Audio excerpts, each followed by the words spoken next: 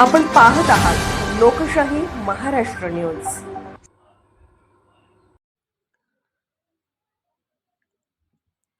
आईवडिलांची निर्गुण हत्या, आरोपी पोलीस ठाण्यात स्वतःहून हजर। हातकणंगले तालुक्यातील हुपरी इथं महावीर नगरमध्ये मुलग्यानं आईवडिलांची निर्गुण हत्या केल्याची घटना घडली आहे।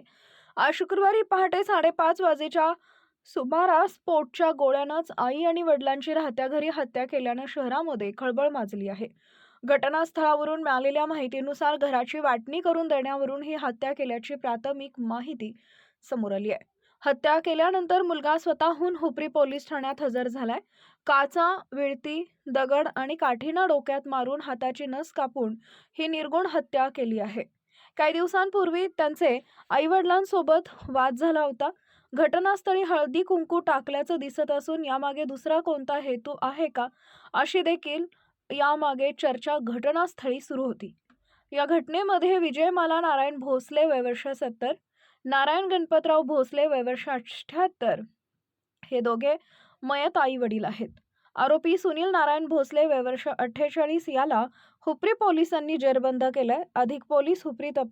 हुपरी पोलीस अधिक तपास करत आहेत। लोकशाही महाराष्ट्र न्यूज चॅनलला लाईक करा, शेअर करा आणि सबस्क्राईब करा।